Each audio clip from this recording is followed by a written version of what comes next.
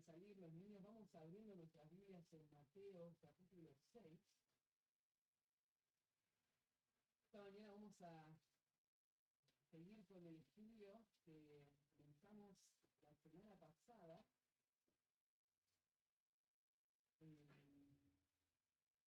Hoy tomamos el versículo 7. Pero antes recordemos que Jesús está predicando.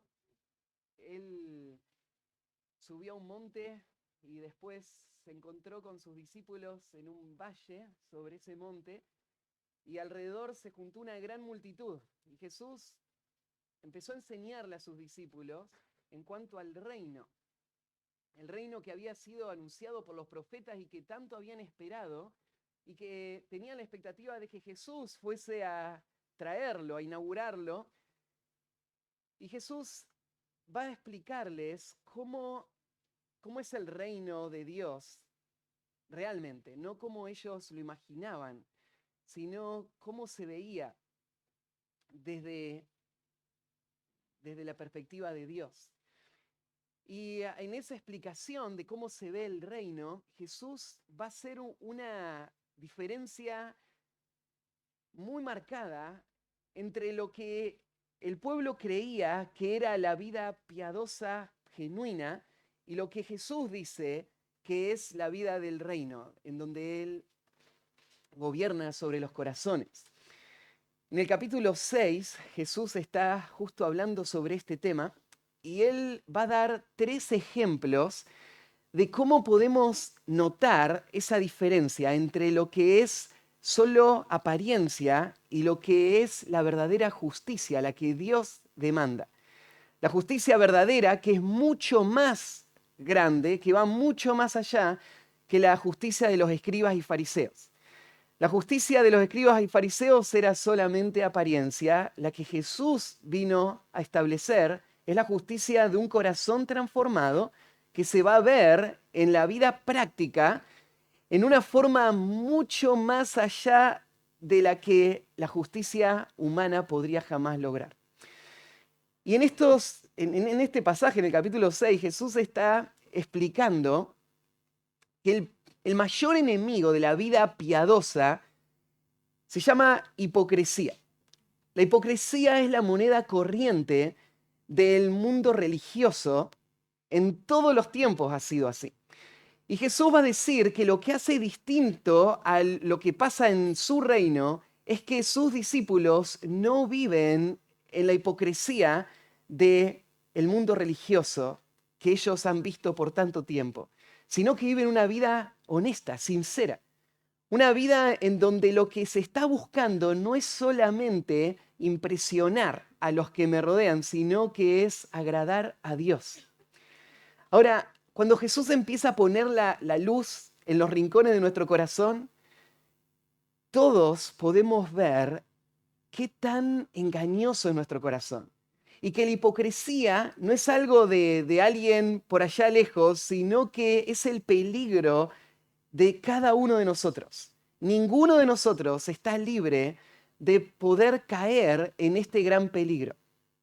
Y por eso Jesús nos exhorta a prestar atención. Ahora, la hipocresía es tan dañina que una persona que está dominada por la hipocresía podría llegar a ver y darse cuenta que todo en su vida espiritual es solo hipocresía. Que lo único que le preocupa es lo que los demás están pensando. No hay temor a Dios, no hay amor por Dios real, sino que hay solamente una fachada espiritual. Y esos son los puntos más peligrosos, ¿no?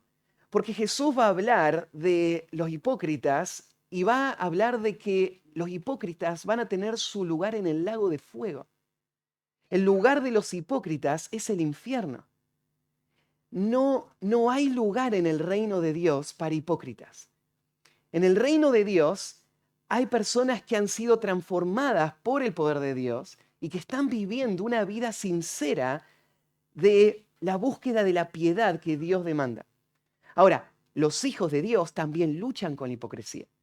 Pero lo que nos hace distintos al mundo religioso es que nosotros los que amamos al Señor vamos a odiar la hipocresía. Vamos a buscarla en cualquier rincón en donde la encontremos y la vamos a combatir, la vamos a exponer, vamos a huir de la hipocresía. Así que lo que Jesús nos está dando ahora son herramientas muy útiles para luchar, si es que queremos luchar contra la hipocresía. Y claro, la hipocresía tiene muchas formas. No podríamos imaginar que en estas tres Jesús ya abarcó todas las clases de hipocresía y cómo se muestra en la vida de una persona. Pero con estas tres podemos por lo menos tener una referencia para entender cómo trabaja la hipocresía en nuestro corazón. En el primer ejemplo, Jesús nos mostró la hipocresía a la hora de dar. Y cómo la hipocresía me lleva a querer tener atención y reconocimiento de las personas cuando yo estoy dando, en vez de esperar de Dios la recompensa. La semana pasada empezamos a ver el segundo ejemplo de cómo se ve la hipocresía en la vida de los creyentes. La hipocresía se ve en el momento en el que deberíamos estar completamente concentrados en el Señor, amándolo a Él, disfrutando de Él. En ese momento la hipocresía puede aparecer también, y este es el momento de la oración. No solamente la hipocresía aparece en mi trato con los demás, la hipocresía también aparece en mi trato con Dios. Y esto es algo increíble, ¿no? Que yo puedo estar en la presencia de Dios, el Dios que sabe todo y que ve todo y que conoce mis pensamientos, y aún ahí estar haciéndolo solamente por apariencia y no sinceramente. Pero la semana pasada, cuando mirábamos algunos de estos detalles, nos sentíamos confrontados por el Señor. Porque todos podemos detectar ese peligro, ¿no? De empezar a hablar cuando estamos orando, no a Dios, sino a hablar para que los demás me escuchen. O cuando vamos a orar, estamos sintiéndonos más espirituales solo por el hecho de que fuimos a ese lugar a orar y después queremos que los demás sepan que estuvimos orando. Y de esa manera, ¿no es cierto?, mostrar nuestra gran espiritualidad. Y eso es lo que Jesús nos confrontó. Lo que vamos a hacer esta mañana es seguir con este mismo tema. Vamos a mantener el mismo título que la semana pasada, la verdadera vida de oración. Y vamos a arrancar del versículo 7 y vamos a llegar hasta el versículo 9. Y en el versículo 9 vamos a entrar en uno de los pasajes preferidos de los creyentes en toda la Biblia. Uno de los pasajes más conocidos por los creyentes en toda la Biblia. Sin duda en el Sermón del Monte podríamos señalarlo, el pasaje más conocido, recitado, memorizado, que es esta oración que el Señor le va a enseñar a sus discípulos como un modelo a seguir.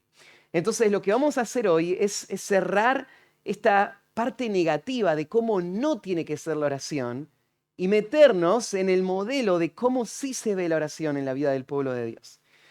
Entonces vamos a seguir con este tema de la verdadera oración.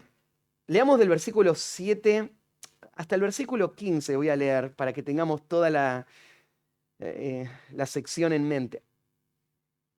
Y orando, no uséis vanas repeticiones como los gentiles que piensan que por su palabrería serán oídos. No os hagáis pues semejantes a ellos, porque vuestro Padre sabe de qué cosas tenéis necesidad antes que vosotros le pidáis. Vosotros pues oraréis así: Padre nuestro que estás en los cielos, santificado sea tu nombre. Venga tu reino, hágase tu voluntad como en el cielo, así también en la tierra. El pan nuestro de cada día, dánoslo hoy, y perdónanos nuestras deudas, como también nosotros perdonamos a nuestros deudores. Y no nos metas en tentación, mas líbranos del mal, porque tuyo es el reino y el poder y la gloria por todos los siglos. Amén. Porque si perdonáis a los hombres sus ofensas, os perdonará también a vosotros vuestro Padre Celestial. Mas si no perdonáis a los hombres sus ofensas, tampoco vuestro Padre os perdonará vuestras ofensas. La semana pasada vimos que la verdadera vida de oración reconoce la importancia de perseverar en ella, reconoce el peligro de la hipocresía que le afecta, reconoce que Dios es la única audiencia. Hoy vamos al punto 4 y es la verdadera vida de oración reconoce cuán vacía es la repetición monótona. La oración que Dios aprueba, la oración que Dios responde, es la oración de alguien que entiende este principio y reconoce que es vacía y hueca la oración, que es solamente una repetición sin sentido. Y de esto va a hablar en el versículo 7. Y orando, no uséis vanas repeticiones. De nuevo Jesús da por hecho que sus discípulos van a orar. Y la forma en la que aparece esta palabrita orando da a entender de que esto va a ser una acción continua. Sus discípulos van a estar orando todo el tiempo. Pero dijimos la semana pasada que no es suficiente orar todo el tiempo. Lo importante es orar de una manera que Dios atienda y responda. Y entonces Jesús no va a alentarles a orar, sino que va a dar por hecho que ellos oran. Solo que le va a corregir en la forma en la que ellos van a orar. Y en este caso Jesús va a pasar de el peligro de orar para ser vistos a ahora otra forma de hipocresía, y es usar vanas repeticiones.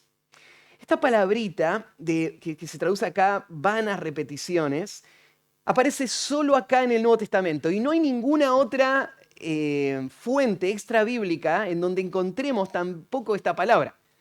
Así que no podemos sacar del uso de esta palabra su significado.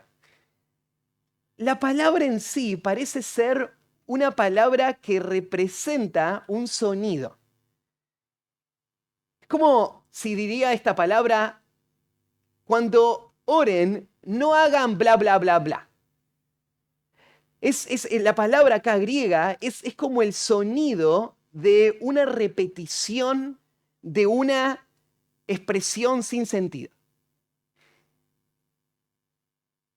Lo que Jesús está apuntando acá, y los traductores la pusieron acá como vana repetición, tiene que ver con, puede ser la cantidad de palabras o también ese contenido vacío de las palabras que se están diciendo. Son palabras que se repiten una y otra vez, pero que no comunican nada valioso, nada concreto. Cuando él habla de estas vanas repeticiones, él tiene en mente lo que la mayoría de las personas hacían al orar en su tiempo. Y lo va a seguir explicando en las próximas frases, pero la idea es que en esta época la gente que adoraba a los dioses paganos pensaban que ellos iban a responder si insistían diciendo las mismas palabras una y otra vez. Como si habría un intento de convencer a estos dioses, diciéndoselo tantas veces, como para que en algún momento ellos cedan y me den lo que le estoy pidiendo. Entonces la mayoría de las oraciones eran oraciones que repetían la misma expresión una y otra vez, cientos de veces, esperando: Dios me va a dar lo que le estoy pidiendo. Esto, claro, no solo lo hacían las culturas paganas. Hasta el día de hoy, cuando vos mirás las religiones del mundo, muchísimas de las oraciones son esto, ¿no? Son una fórmula que se cree que por ser la fórmula correcta y usar las palabras adecuadas, si se dice esa fórmula suficientes veces, voy a tener el resultado que estoy buscando. No está tan lejos esto, ¿no? Acá nomás la Iglesia Católica usa este mismo concepto en donde es increíble, ¿no? Porque la oración que Jesús va a darnos para ayudarnos a escapar de esas palabrerías vanas, solo repetidas una y otra vez, la Iglesia Católica toma esa misma oración y la convierte en vanas palabrerías, tal como Jesús está advirtiendo acá, ¿no? En donde a veces hasta se les da la tarea, ¿no?, de repetir tantas veces esta oración y piensan que por repetirlas tantas veces están ganando mérito delante de Dios para su vida espiritual. Y justamente esto es lo que Jesús está combatiendo acá. Él está señalando cómo en su tiempo esto pasaba y ahora los discípulos tienen que ver en eso un gran peligro. Tal vez una historia del Antiguo Testamento que nos ayuda a entender cómo eran estas vanas palabrerías en el mundo pagano está en Primera de Reyes 18. Acompáñenme ahí para leer unos textos bien conocidos. Primera de Reyes 18, 26.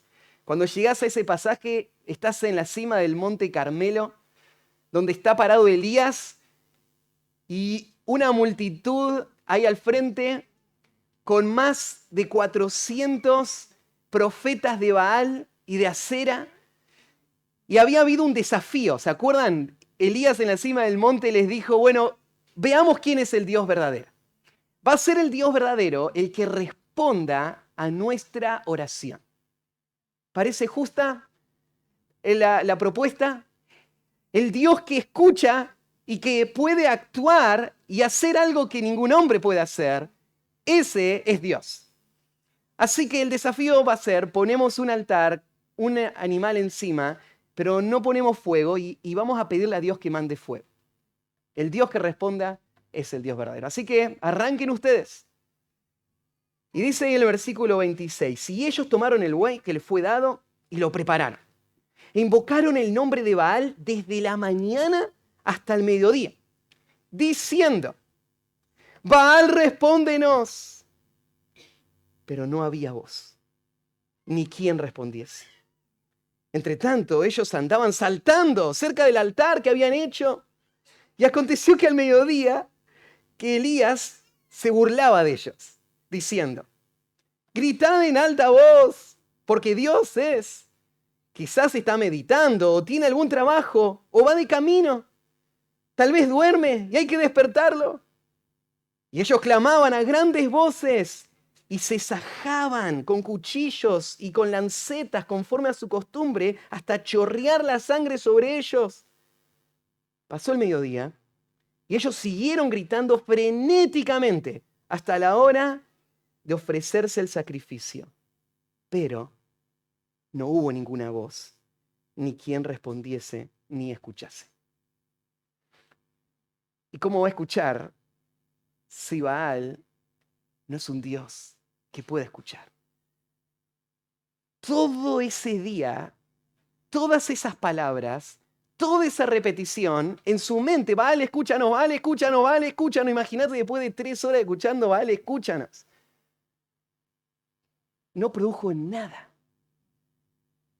Porque lo que trae la respuesta no es la insistencia de nuestras palabras, sino las características del Dios a quien estamos orando. Un Dios muerto nunca va a responder, digamos lo que digamos. Entonces, la eficacia de la oración no está en la repetición de las palabras que vamos a decir una y otra vez. No está en nuestras palabras. ¿Y cuánto lo repetimos? La eficacia está en el Dios que escucha y responde esa oración. Y las cualidades que Él. Entonces, cuando Jesús acá está diciendo, no uséis vanas repeticiones, Él está atacando esta actitud de creer que la repetición es lo que convence a Dios. Quiero aclarar esto porque Jesús no está atacando el repetir una oración. Porque Jesús mismo repitió oraciones.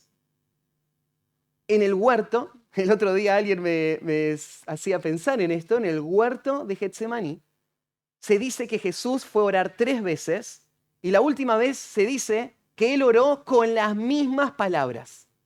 Jesús repitió las mismas palabras. Entonces, repetir palabras no es el problema. Lo que Jesús está señalando como el problema es creer que Dios me va a responder por repetir las palabras. Que ahí es donde está el poder de la oración. Jesús entendía la importancia de perseverar en la oración. Él mismo oró muchas veces por largas horas. A veces pasaba la noche entera orando. Pero lo que Jesús está atacando es esa actitud y esa distorsión de la oración. Por eso, frente a esta exhortación de Jesús, lo que tenemos que hacer nosotros es deshacernos de toda forma de oración mecánica y matemática en nuestras vidas. Porque Dios la desecha. No tiene ningún efecto. Lo que está diciendo es que esta clase de oración no va a ser oída. Y los creyentes somos rápidos en crear formas de oraciones mecánicas y matemáticas. Los creyentes somos expertos en agarrar costumbres y mantener una vida de oración basada en esas costumbres. Y repetir las mismas expresiones una y otra vez sin ni siquiera pararnos a pensar en lo que estamos diciendo. Es como si le pondríamos play y arranca la oración, ¿no es cierto? Y es predecible todo lo que se va a decir en esa oración, porque eso es lo que hacemos una y otra vez. Somos propensos a automatizar la oración. Y Jesús dice, no lo hagas, porque eso no tiene ningún resultado, ningún valor. A veces no es solo que automatizamos la oración, sino que pensamos que por la abundancia de palabras vamos a ser oídos por el Señor, ¿no?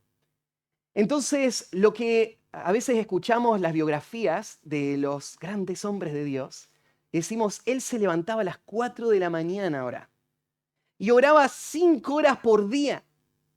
Entonces vos decís, bueno, un hombre piadoso se ve que ora 5 horas por día, así que vos te levantás y estás orando, ¿no es cierto? Y mirando el reloj a ver si ya se cumplieron las 5 horas. Porque eso es lo que Dios avala, ¿no? Que yo ore 5 horas. Pero la oración no tiene que ver con matemática. No tiene que ver con repetición, con cantidad. La oración no tiene nada que ver con eso.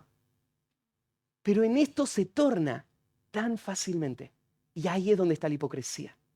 Ahí es donde se ve que se distorsionó completamente el propósito. Jesús agrega, ¿no es cierto? No usen vanas repeticiones como los gentiles. Y acá gentiles se refiere a los que no son judíos, pero ¿se acuerdan que en Mateo 18 Jesús también habla, tenle por gentil y publicano, usando esta expresión como la persona que está entregada a la idolatría? Entonces, esta clase de oración no tiene nada que ver con la vida del reino de Dios. Esta clase de oración es la clase de oración que se practica en el mundo pagano, con la idolatría, y no tiene que tener ningún lugar entre nosotros. Ellos piensan que por su palabrería van a ser oídos, por la cantidad. Yo decía, mira, esta gente, cuando se pone a orar y está insistiendo, tiene una visión tan distorsionada de Dios que piensan que Dios es un obstáculo que tenemos que vencer para lograr lo que necesitamos. Como que hay que convencerlo a Dios. Y por eso insistimos tanto, ¿no? O sea, tenemos que orar más. Tenemos que orar mucho más tiempo. Tenemos que orar con mucha más intensidad. Porque así vamos a tener lo que tanto queremos. Pero Jesús está diciendo, la gente del mundo no sabe cómo es el Dios verdadero. El Dios verdadero no está ahí en resistencia diciendo, a ver, convénceme. Sino todo lo contrario. Es el que está más interesado en nuestro bien. Si vos estás buscando lo que es mejor para vos, Dios mucho más. No es que vos tenés que vencer su apatía, sino que vos tenés que aprovechar su amor, su deseo, su interés en darte todo lo que Él está esperando darte. Entonces uno no va a orar con esta idea pagana de la oración. Hay que orar para que Dios me dé. Uno va a orar sabiendo, voy a mi Padre que me ama, que quiere lo mejor para mí, que está esperando que yo se lo diga para darme todo lo que Él me prometió. Entonces, Jesús está diciendo, la efectividad de una oración no tiene que ver con lo largo de esa oración. No es eso. Las oraciones pueden ser cortas o pueden ser largas, pero pasa por otro lado el hecho de que Dios lo escuche y responda. Porque en la Biblia tenemos muchísimas oraciones muy cortas que fueron tremendas, que marcaron la historia, que giraron el curso de una nación entera. Oraciones que duraron segundos y que Dios las usó poderosamente. Hagamos un recorrido. Éxodo 32, 21. Esta oración la va a hacer Moisés. Pensemos cuántos segundos duró esta oración. Entonces volvió Moisés a Jehová y dijo, acá viene la oración, te ruego, pues este pueblo ha cometido un gran pecado, porque se hicieron dioses de oro, que perdones ahora su pecado, y si no, ráeme ahora de tu libro que has escrito. Es Éxodo 32, 21. Unos pocos segundos. Pero esta es la oración de un hombre quebrantado que está viendo el pecado de una nación y que ve la ira de Dios. Dios está a punto de aniquilar esa nación. Y él hace una oración de pocos segundos que Dios va a responder y toda una nación no va a ser aniquilada. ¿Te das cuenta que no tiene que ver con cuánto dura la oración? ¿Cuántas palabras se usan? Moisés sabía cómo era Dios. Él conocía el carácter misericordioso de Dios. Y él va a apelar a eso. Y con la confianza que el Señor le da, él entra a su presencia, él clama a Dios y Dios responde. Unos segundos. Salomón, en Primera de Reyes 3, versículos 6 al 9. Y Salomón dijo, Primera de Reyes 3, 6. Tú hiciste gran misericordia a tu siervo David, mi padre, porque él anduvo delante de ti en verdad, en justicia y con rectitud de corazón para contigo. Y tú le has reservado esta tu gran misericordia en que le diste hijo que se sentase en su trono, como sucede en este día. Ahora pues, Jehová Dios mío, tú me has puesto a mí, tu siervo, por rey en lugar de David mi padre. Yo soy joven y no sé cómo entrar ni salir. Y tu siervo está en medio de tu pueblo, al cual tú escogiste, un pueblo grande que no se puede contar ni numerar por su multitud. Da pues a tu siervo corazón entendido para juzgar a tu pueblo y para discernir entre lo bueno y lo malo, porque ¿quién podrá gobernar este pueblo tan grande? Ahí hay un rey recién establecido en el trono y él hace una oración corta, diciendo, Señor, dame sabiduría. Y esa oración va a traer bendición a esta nación por décadas a través de un hombre que le está liderando con la sabiduría del cielo. Bueno, Elías, recién vimos esa imagen tan graciosa de toda esta gente gritando ahí sin ninguna respuesta y Elías burlándose de ellos. Pero después que termina todo ese palabrerío, ahora va a venir la oración del pueblo de Dios, la oración del hombre de Dios. La oración que se parece a la oración del reino de Dios. ¿Cómo fue esa oración? Todo un día de gritos, de zanjarse, ¿no es cierto?, de repetir la misma oración una y otra vez. Mira cómo dice en 1 Reyes 18:36. 1 Reyes 18:36. Cuando llegó la hora de ofrecerse el holocausto, se acercó el profeta Elías y dijo, Jehová, Dios de Abraham, de Isaac y de Israel, sea hoy manifiesto que tú eres Dios en Israel y que yo soy tu siervo y que por mandato tuyo he hecho todas estas cosas. Respóndeme, Jehová, respóndeme, para que conozca este pueblo que tú, oh Jehová, eres el Dios y que tú vuelves a ti el corazón de ellos. Terminó la oración. Entonces cayó fuego de Jehová y consumió el holocausto, la leña, las piedras y el polvo, y aún lamió el agua que estaba en la zanja. Una pequeña oración. pero estaba apuntada al carácter de Dios. Estaba apuntada a los propósitos de Dios. Un hombre que estaba familiarizado con quién Dios era y no necesitaba repetir y convencer a Dios, porque esto es lo que Dios quería hacer. Él quería mostrar su gloria. Él quería mostrarle a todo lo que Él era. Así que Elías oró, fuego cae del cielo. Ezequías, Segunda de Reyes 19:14. Segunda de Reyes 19:14. Ezequías es el rey de Israel. Vienen los asirios, rodean la ciudad de Jerusalén. Son una multitud de más de 180.000 guerreros. Están burlándose de Israel. Los vamos a destruir como destruimos a todos los demás. Ezequías agarra las cartas que envían estos que vienen a destruir la ciudad. Las abre delante de Dios y hace esta oración. Oró Ezequías delante de Jehová, versículo 15, diciendo: Jehová, Dios de Israel, que moras entre los querubines, solo tú eres Dios de todos los reinos de la tierra. Tú hiciste el cielo y la tierra. Inclina, oh Jehová, tu oído y oye. Abre, oh Jehová, tus ojos y mira. Y oye las palabras de Sennacherib, que ha enviado a blasfemar al Dios viviente. Es verdad, oh Jehová, que los reyes de Asiria han destruido las naciones y sus tierras, y que echaron al fuego a sus dioses, por cuanto ellos no eran dioses, sino obra de manos de hombres, madera y piedra, y por eso los destruyeron. Ahora pues, oh Jehová, Dios nuestro, sálvanos, te ruego, de su mano, para que sepan todos los reinos de la tierra que solo tú, Jehová, eres Dios. Esa fue su oración. Y se fueron a dormir. Y a la mañana siguiente, todo el ejército de Sennacherib, 180.000 soldados, estaban tendidos muertos, porque un ángel de Dios vino y los mató a todos. Ese es el poder de una oración corta, pero que conoce a Dios y que puede pedir de acuerdo a la voluntad de Dios. Y Dios le responde.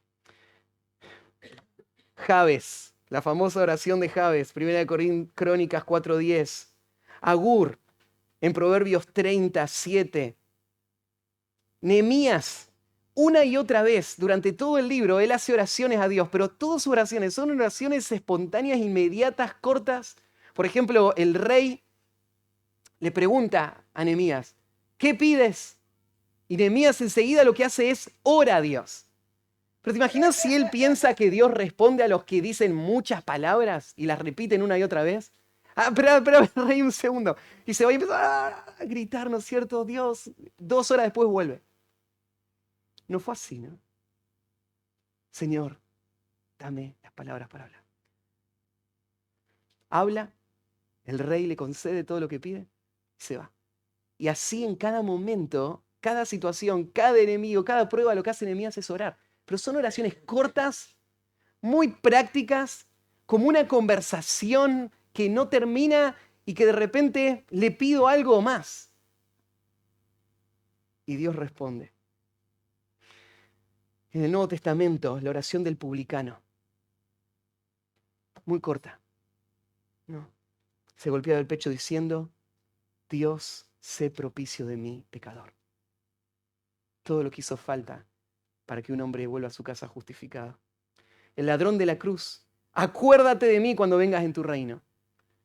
Fueron oraciones repetidas por mucho tiempo, fueron esas oraciones cortas, pero esto es lo que Jesús estaba esperando escuchar. Y Él está dispuesto a dar, queriendo darlo. Y lo da inmediatamente, no hace falta convencerlo, ¿no? Esteban está siendo apedreado, no hay mucho tiempo para orar cuando estás a punto de morir, ¿no? Señor, no le tomes en cuenta este pecado. Oraciones cortas, pero muy efectivas. Entonces, la clave no está en pasar muchas horas mientras miramos el reloj, como decíamos, o en la cantidad de palabras. La clave está en la sinceridad de una vida de dependencia completa en Dios, a quien llamamos Padre. De eso Jesús va a hablar en la próxima sección. Esto no era un problema solo de los gentiles, aunque Jesús menciona acá, los gentiles lo hacen, esto era un problema también de los fariseos. Ahí en Marcos 12:40 dice de los fariseos esto: que devoran las casas de las viudas y por pretexto hacen largas oraciones. Estos recibirán mayor condenación. Orar largo no es un problema, pero esto evidenciaba la hipocresía de estos hombres, porque sus largas oraciones eran las oraciones públicas, pero oraciones sinceras, oraciones de las que nadie sabía, oraciones espontáneas que surgían del corazón, no había nada. Era solo apariencia. Alguien dijo una vez, si queremos una regla simple para seguir, sería esta: cuando estás en público, orás corto. Cuando estás en privado, ahí hablas con tu padre.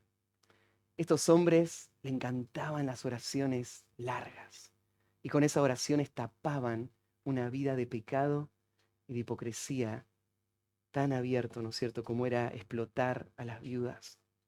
Las largas oraciones no son un indicio de espiritualidad, necesariamente. Jesús pasó mucho tiempo orando, sin duda. Yo les decía, Jesús no está atacando acá que debemos orar menos. Él no está diciendo esto, todo lo contrario. Debemos orar más, pero debemos orar más entendiendo esto en cuanto a nuestro Padre, y no como los hipócritas, no como los gentiles, no como los paganos. Así no es la oración del pueblo de Dios. Entonces la verdadera vida de oración reconoce cuán vacía es la repetición monótona. Lo próximo de esta mañana es la verdadera vida de oración reconoce la disposición del Padre a bendecir. Reconoce la disposición del Padre a bendecir. Versículo 8. No os hagáis, pues, semejantes a ellos. Este es el peligro. El peligro es que vos te conviertas en un pagano práctico. Que hagas lo mismo que hacen los religiosos que no conocen a Dios. Que solo están buscando sus intereses y tratando de usar a Dios, manipular a Dios, convencer a Dios. Eso no es la oración del pueblo de Dios. La explicación viene después. Porque vuestro Padre sabe de qué cosas tenéis necesidad. Jesús usa esta expresión tan impactante. Vuestro Padre. Claro, no te impacta a vos porque ya la has escuchado muchas veces. Pero en el tiempo de Jesús, la manera como Jesús va a presentar ese momento de oración es algo que ninguno entendía de esta manera. Israel sabía que Dios era el Padre de la nación.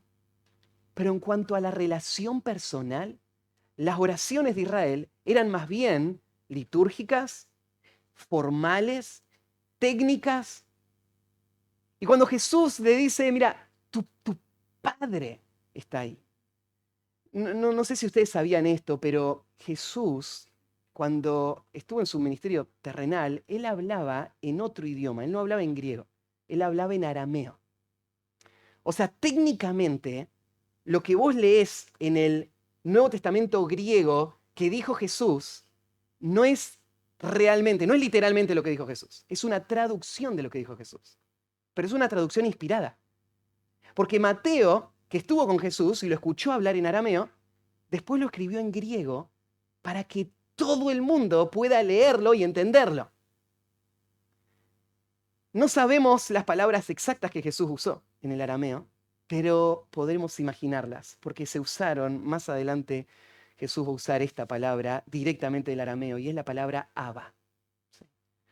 Probablemente cuando Jesús dijo vuestro Padre, él usó esta palabra, su Abba. La palabra Abba es la primera palabra que aprenden a decir los niños. Bueno, papá o mamá, ¿no es cierto? Ahí está la pelea entre los papás, ¿no es cierto? Decís papá, papá, papá, papá y dice mamá, ¿no? Me ganó, ¿no es cierto? Pero o papá o mamá, una de las dos dicen, ¿no? En arameo no se decía papá, sino que decía Abba, Abba. Así decían los niñitos cuando aprendían a decir papá. Y le decían mamá, ¿no es cierto? Ama, Abba, ama.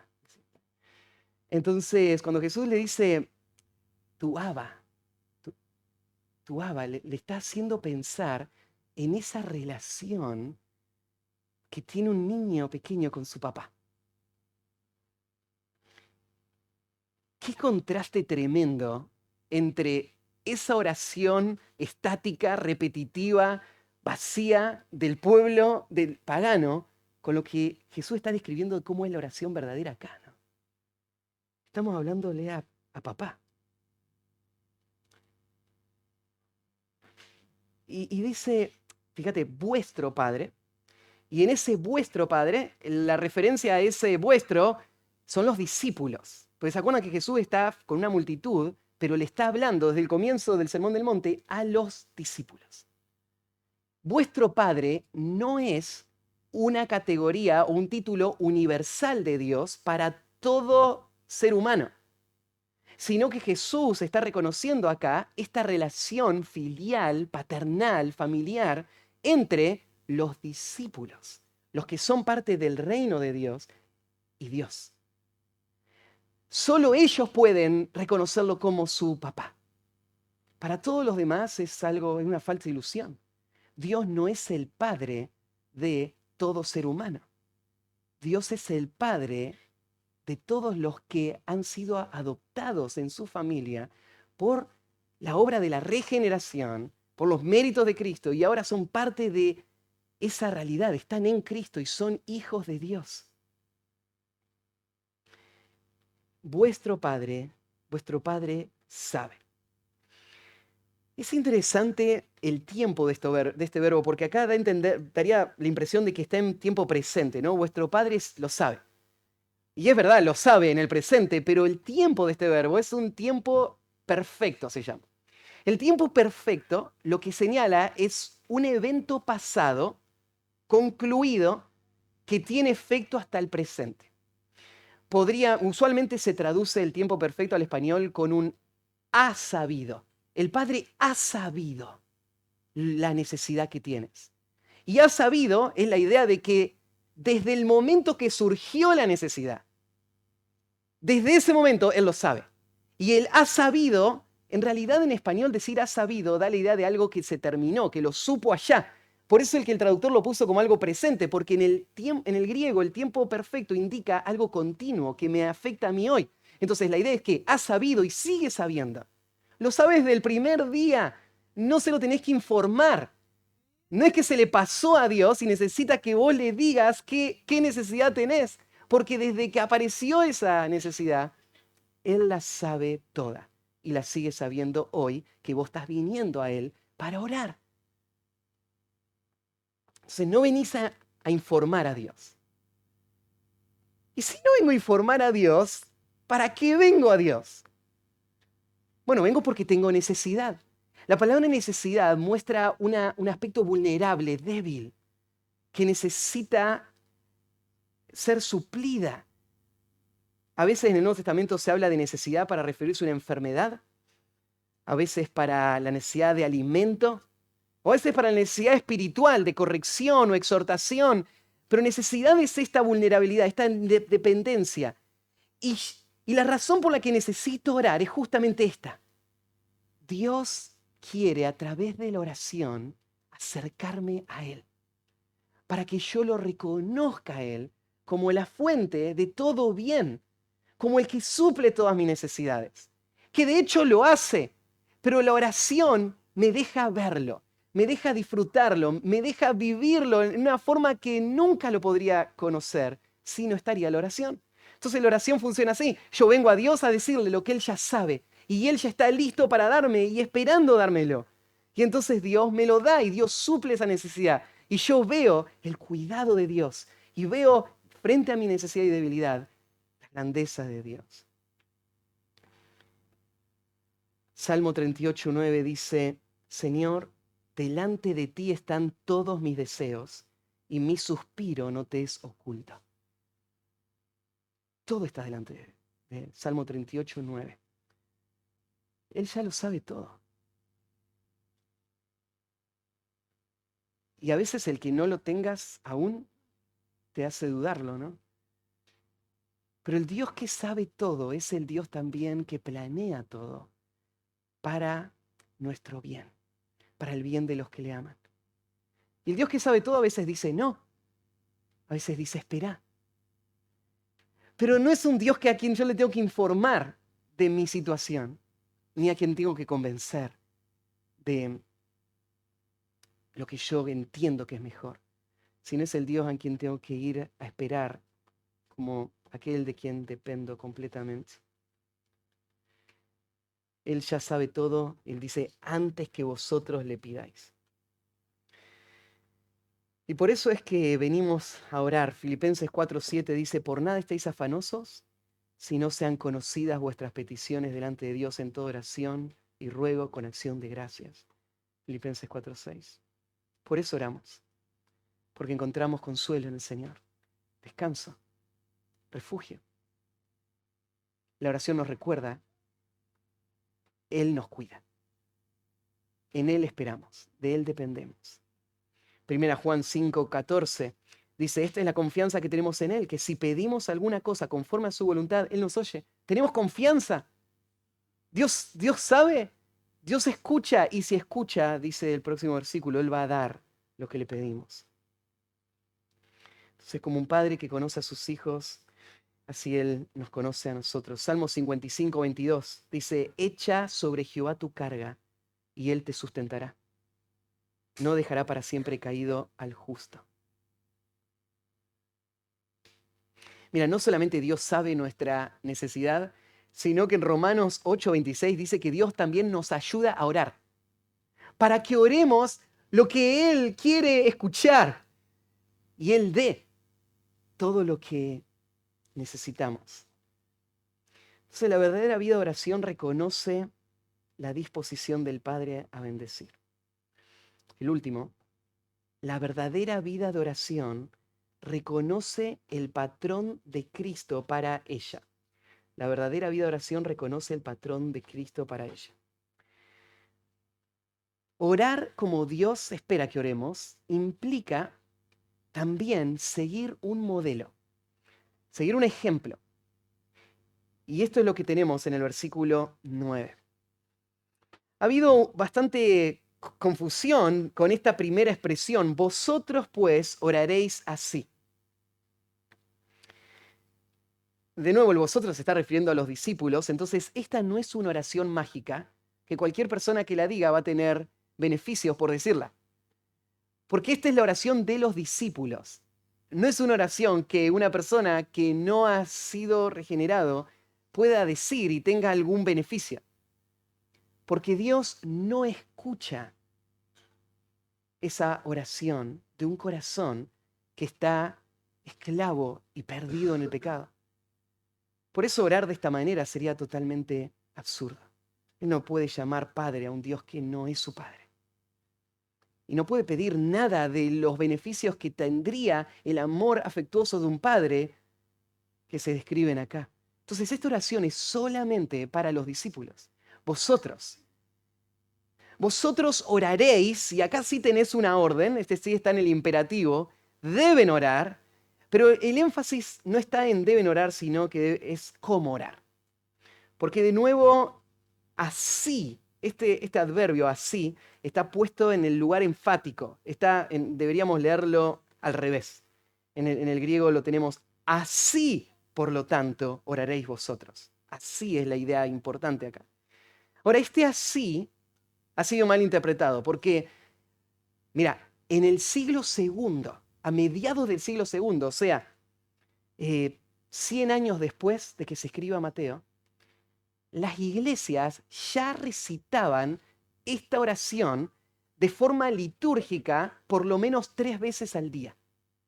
O sea, 100 años después, esta oración ya se había convertido en lo que Jesús está advirtiendo que no tenía que pasar. Así de engañoso es el corazón. O sea, terminamos la predicación y ¿cuánto te dura esa información o esa convicción de cómo tenés que orar? Bueno, evidentemente a la iglesia no le duró mucho la instrucción del Señor, porque cayeron de vuelta en ese mismo problema. Porque lo que Jesús está diciendo acá no le está dando una fórmula para repetir, sino que este así tiene que ver con un patrón para imitar, un modelo, una estructura. Esto es el contenido general. Con esta actitud oramos y en cuanto a esto oramos. Pero la oración no es solo repetir esto, ¿no? Esto es el modelo que debe seguir toda oración que hacemos. Toda oración, sea corta o larga, tiene este patrón para seguir. La oración que Jesús va a desarrollar no la podemos cubrir esta mañana. Solo quiero meterme a la puerta de esta oración y ver solamente la primera expresión. Pero como un resumen, muchos han visto que esta oración se puede dividir si separamos cada una de las partes de esta oración, que claramente están identificadas ahí en el texto griego y en el español vos también la podés reconocer. Tenemos 6 partes y estas 6 partes pueden dividirse en 2 grupos de 3. El primer grupo tiene que ver con Dios y nuestra relación con Dios. El segundo grupo tiene que ver principalmente con la vida de los hombres. El primer grupo tiene que ver más con el reino de Dios y la esperanza futura.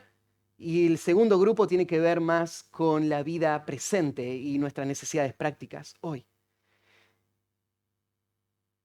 Pero antes de meternos en todo el contenido de esta oración, lo único que quiero cubrir hoy es esa primera expresión, y es el título con el que solemos conocer a esta oración, y es Padre Nuestro. Padre Nuestro. Para entender el peso de estas palabras, tenés que entender que en la mente de un judío, el Dios al que le están orando es un Dios sublime, majestuoso. Tenemos, por ejemplo, ahí en 1 Timoteo 6:15, mirá esta descripción del Dios a quien vamos a orar. Dice Pablo, la cual a su tiempo mostrará el bienaventurado y solo soberano, Rey de reyes y Señor de señores, el único que tiene inmortalidad, que habita en luz inaccesible, a quien ninguno de los hombres ha visto ni puede ver, al cual sea la honra y el imperio sempiterno. Amén. A Él vos le vas a hablar. Justo esta semana, ¿no es cierto? Seguro que lo viste ahí en las noticias, se coronó al rey de Inglaterra y a la reina de Inglaterra. Toda esa ceremonia tremenda que parece de hace 500 años atrás, ¿no es cierto? Una monarquía moderna, ¿no es cierto? Y nos da un poquito de acceso a la figura de un rey glorioso. Pensaba, creo que fueron 2000 personas, no me acuerdo cuántas fueron, que invitaron a la coronación. La gente más importante estuvo ahí. Imagínate estar ahí, presente, y solamente verlo allá a lo lejos pasar caminando. Sería una historia que contarías el resto de tu vida, ¿no? Lo que fue entrar a ese palacio. Y yo estuve ese día cuando lo coronaron y lo vi ahí en persona. Ese rey no es nada comparado con la gloria de nuestro rey. El único soberano, el Rey de reyes, Señor de señores, el único que tiene inmortalidad, que habita en luz inaccesible, nadie le puede ver, está tan exaltado. Y a ese rey nosotros vamos a llegar y le vamos a hablar y él va a estar esperando escucharnos, listo para respondernos y darnos lo que le estamos pidiendo, porque nos ama como un papá ama a su hijo. Y nosotros llegamos a la habitación del trono, le decimos al rey, papi, pa. Eso es asombroso. Y por eso comienza con esta expresión, así van a orar, Padre nuestro. Esta expresión, Padre nuestro, muestra la profunda intimidad, cercanía, amor, confianza que hay en esta relación. Porque un siervo puede amar a su amo, un súbdito puede amar a su rey, pero el amor que hay entre un hijo y un papá es una de las figuras más claras que existen en el mundo para expresar esa cercanía. Esta palabra está llena de dulzura. Es esa palabra Abba, ¿no es cierto?, de la que hablábamos antes. Esta expresión, llamar a Dios Padre, está acompañada de un montón de otros conceptos. Déjenme mencionar algunos. Ahí en Romanos 8:15 podemos ver que la relación con nuestro Padre nos concede un acceso confiado a su presencia sin temor. Dice, pues no habéis recibido el espíritu de esclavitud para estar otra vez en temor, sino que habéis recibido el espíritu de adopción por el cual clamamos Abba Padre. Este es el espíritu que tenemos. Por eso podemos decir Abba Padre. Y ahora tenemos esta entrada directa al trono, sin audiencia, sin pedir permiso, es nuestro papá. En Mateo 7:11 vemos también que la relación con nuestro Padre nos asegura cuidado y provisión. Porque Jesús dice así en el capítulo 7, lo vamos a estudiar más adelante. Pues si vosotros siendo malos, sabéis dar buenas dádivas a vuestros hijos, ¿cuánto más vuestro Padre que está en los cielos dará buenas cosas a los que le pidan? Llamarlo papá implica esto, la confianza de que mi papá me va a dar lo que necesito. Él es bueno, Él está velando por mí. En 1 de Pedro 1:17 también nos da otro concepto. Nos dice que la relación con nuestro Padre nos llama a la obediencia diligente. Porque Pedro usa este cuadro y lo dice de esta manera. Y si invocáis por Padre a aquel que sin acepción de personas juzga según la obra de cada uno, conducíos en temor todo el tiempo de vuestra peregrinación. Pedro lo que está pensando en esta idea, es hermoso el término papá, ¿no? Nos habla de cercanía, pero nuestro papá odia el pecado. Eso es algo bueno, pero eso es algo que debe producir en nuestro corazón temor reverente constante. Porque si llamamos papá a aquel que juzga sin acepción de persona, y el hecho que vos seas su hijo no va a evitar que te destruya igual que a sus enemigos. Él juzga sin acepción de persona. Vos sos su hijo. Él es tu papá, vos te acercás confiadamente. Pero ojo, el pecado Él lo va a juzgar. Entonces, andamos con nuestro papá con temor. Todo el tiempo de nuestra peregrinación. El próximo sería Hebreos 12:7, en donde el autor de los Hebreos nos habla también de que nuestra relación con Dios como papá también trae otro elemento a nuestra vida, que es el elemento de la disciplina. Y si soportáis la disciplina de Dios, si soportáis la disciplina, Dios os trata como a hijos. Porque ¿qué hijo es aquel a quien el Padre no disciplina? Bueno, podría llamar a Dios tu papá y esperar que no haya ninguna consecuencia por el pecado. Porque Dios a sus hijos los disciplina. Entonces, fíjate esta relación preciosa.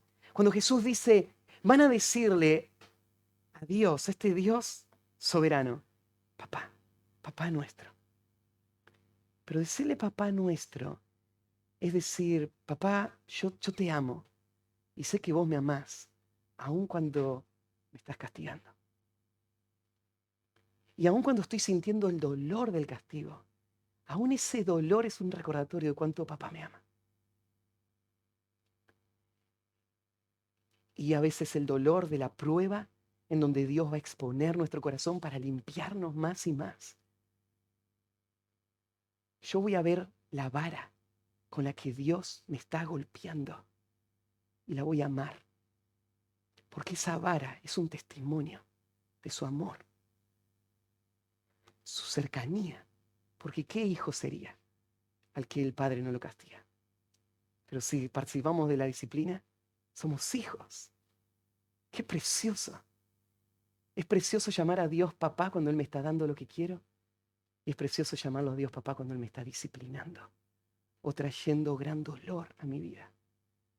Porque es el mismo amor que busca el mismo bien para nuestras vidas. La relación con nuestro Padre elimina también la independencia y el individualismo. Porque notaste que él dice, Padre mío, que estás en los cielos. No, es Padre nuestro. Y si prestás atención, todos los pronombres de esta oración son plurales, ni un individual. Esto no quiere decir que vos no podés orar en primera persona singular, pero lo que quiere decir Jesús es que toda oración que Dios acepta es una oración que se hace con una conciencia de la realidad colectiva, de la familia de la fe. Y entonces yo oro, Padre nuestro. Una persona que se considera creyente, pero que solo ve la relación con Dios como algo personal, cuando toma de los símbolos, juicio come y bebe para sí, dice Pablo en 1 Corintios. Esto es totalmente contrario al sentir bíblico. Por eso es que si mi hermano tiene algo contra mí, voy y lo arreglo con él. Y vuelvo a presentar mi ofrenda, porque Dios es nuestro Padre, no mi Padre. Sí, es mi Padre, claramente, pero el sentir del pueblo de Dios es colectivo. Y por eso llamar a Dios Padre es reconocer la realidad del cuerpo, de la familia, de la fe. Todos. Y agrega un detalle más en cuanto a esto de Padre nuestro. Fíjate que Jesús dijo, vosotros diréis, oraréis así, Padre nuestro. Pero Jesús nunca se refirió a Dios como nuestro Padre, incluyéndose Él en el paquete. Porque Dios, el Padre, es Padre de Cristo en una forma distinta a la que es Padre nuestro. Por eso Jesús nunca dice, oren a nuestro Padre. Es más, tienen ahí el ejemplo de Juan 20:17, cuando Jesús le dice, no me toquéis porque ahora aún no he subido a mi Padre. Mas ve a mis hermanos y diles, subo a mi Padre y a vuestro Padre, a mi Dios y a vuestro Dios.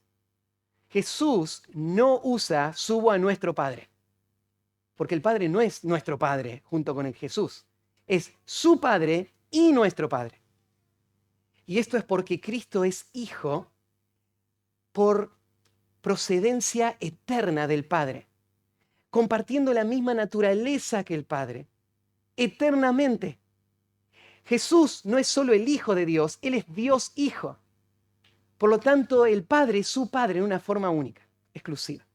Pero Él es nuestro Padre de la misma manera que es tu Padre, es mi Padre.